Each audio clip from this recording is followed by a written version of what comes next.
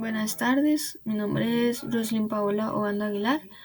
Voy a explicar la tarea 1 del estudio de caso. En este caso es el requerimiento hídrico en el suelo para el desarrollo óptimo del cultivo. En este caso utilicé el cultivo de chile, de lo cual es importante la gestión eficiente del agua, ya que es vital en la agricultura, especialmente con el cambio climático que estamos enfrentando.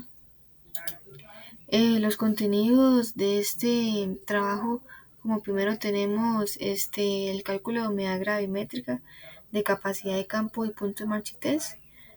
Como segundo tenemos la cuantificación de la densidad aparente.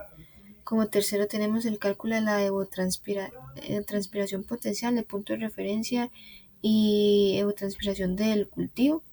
Y como último tenemos el cálculo de la lámina de riego, la lámina de riego corregida, el intervalo de riego y la cantidad de agua requerida para el cultivo.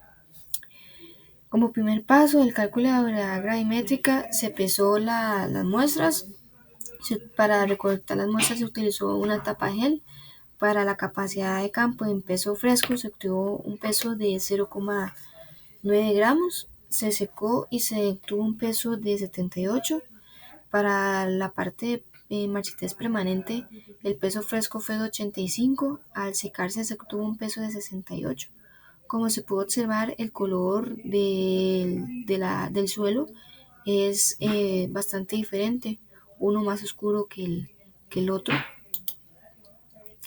Para este método del secado se utilizó el microondas, se puso con un intervalo de 30 segundos por un tiempo de 5 minutos. Se dejaba enfriar para no recalentar el recipiente, ya que el recipiente era de plástico. Para la parte de la densidad se utilizó un cilindro de tubo PVC con una altura de 5,8 centímetros y un diámetro de 5,5. En este caso el radio es de 2,75 centímetros. Y se realizó el cálculo del volumen del cilindro, se sustituyeron los datos y se obtuvo un volumen del cilindro de 137,80 centímetros cúbicos. Para calcular la humedad gravimétrica se obtuvieron los pesos que anteriormente mencioné. La densidad es de 0,85, ya que es un suelo andisol, que es del suelo de Coronado, que es suelo cercano al volcán de la cordillera central. Se sustituyeron se sustituyeron los datos. Se tuvo una humedad gravimétrica de capacidad de campo de 39,74%, y en la humedad volumétrica se tuvo una humedad del 33,78%.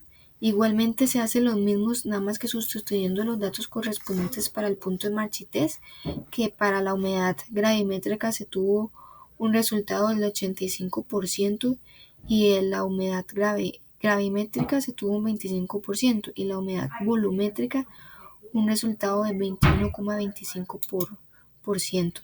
En la parte de cuantificar la densidad aparente, es importante tener en cuenta que la planta no deben esperar hasta el punto de marchitez para estar regándola, ya que el agua se utiliza para las plantas para que puedan extraer y sufrir sin sufrir estrés, significado teniendo tanto déficit como exceso de agua.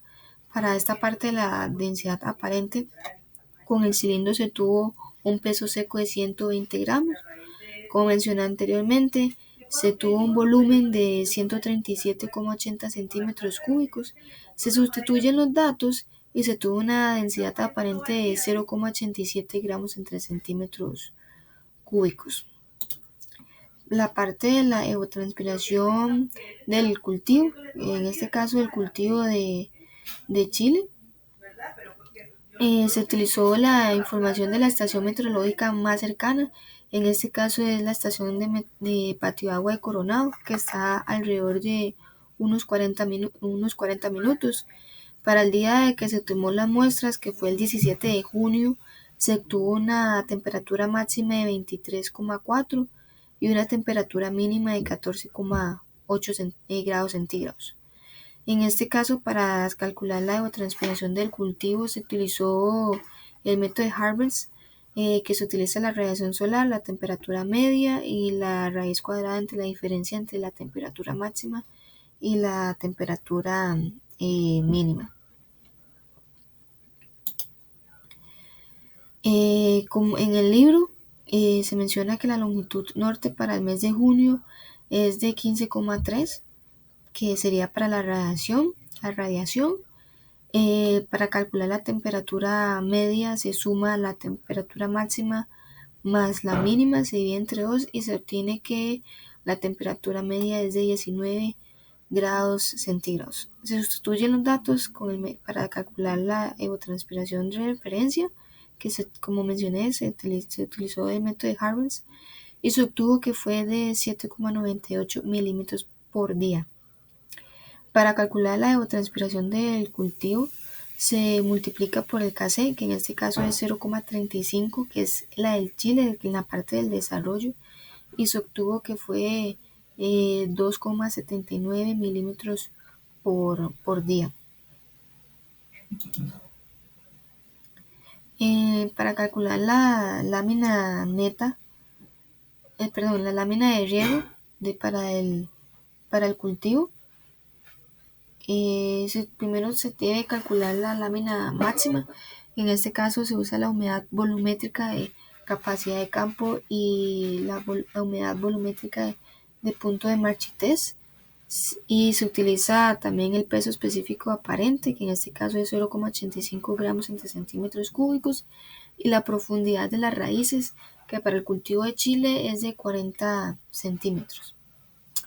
Se sustituyen los datos, como se puede observar en la fórmula, y se obtiene que la lámina máxima es de 4,26 milímetros.